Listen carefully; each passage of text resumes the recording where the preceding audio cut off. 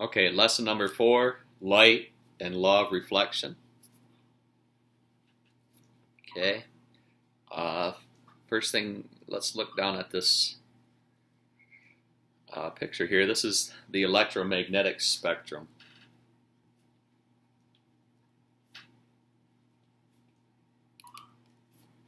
Okay, these are all waves that are part of the electromagnetic spectrum, which includes all these different types of rays, X-rays, visible light, which we're going to focus on, but also infrared, microwaves, radio waves.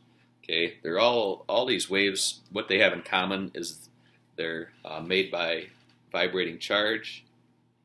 So you might want to note that these are made by vibrating charge, like electron, and they're also they don't need a medium to travel through.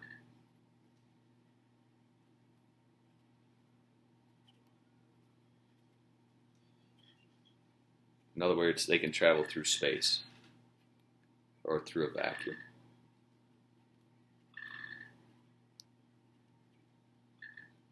Okay, they can go through a vacuum. So in other words, obviously all these things can travel through space because we see all these stuff from the sun. We see light from the sun. We get radiation from the sun. So the other thing you need to know is they all EM waves,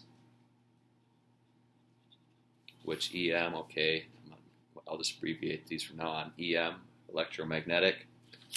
So all EM waves travel at speed of light, okay? Because light is an EM wave.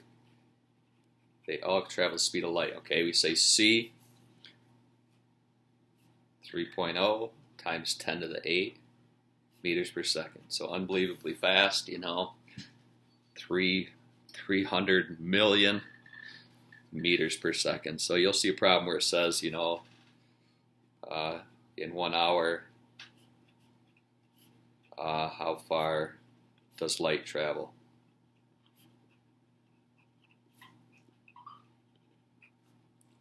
Okay, so all you're doing there is D equals V times T. We got to go 3 times 10 to the 8th meters per second, and then we got to go for an hour. Well, an hour is how many seconds? An hour, we're talking 3,600 seconds, right? So if you have a scientific calculator, it's much easier, to put that in. You can just do 3, let me clear this out, 3 EE 8 times 3,600. Alternately, if you don't, you can go 3 times 10 to the 8th. You could do something like that and then put it in parentheses. You probably have to find a calculator on your Chromebooks. Oops, 3 times 10 to the 8th times 3,600. That would also hopefully give me the same answer. Oops. Error.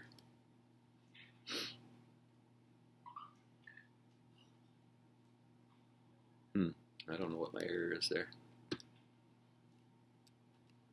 Oh, I got the wrong type of parenthesis. Okay, so we're talking 1.08 times 10 to the 12th.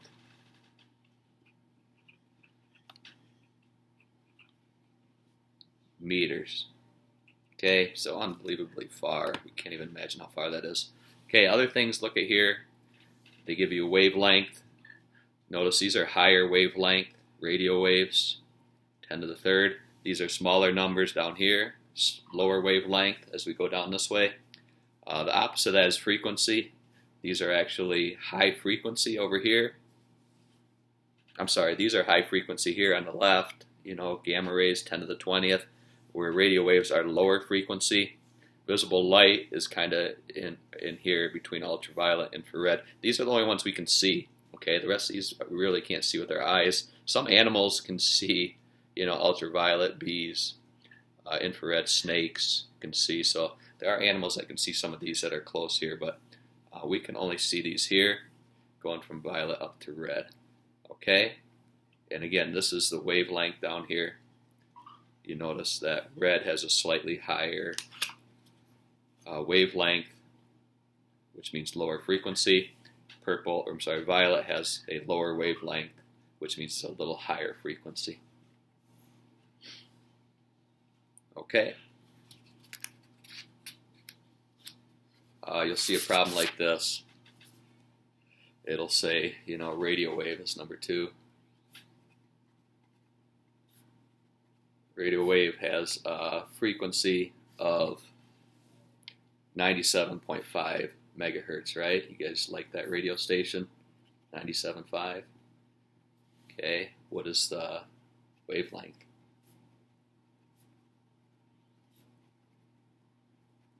Okay, so now we're trying to relate frequency and wavelength. We've had this equation already. V equals frequency times wavelength. We know the V is going to be the 3.0 times 10 to the 8th. We're trying to figure out, or we know the frequency is 97.5 megahertz times 10 to the megas million, 10 to the 6. And we're trying to figure out the wavelength. So that's a setup. Mega is million times 10 to the 6. Okay, we should have this in hertz. So if we divide that out, we basically got to go 3.0 times 10 to the 8th divided by 97.5 times 10 to the 6. And again, pull up a scientific calculator. 3EE8 divided by 97.5 EE6. I'm getting 3.07.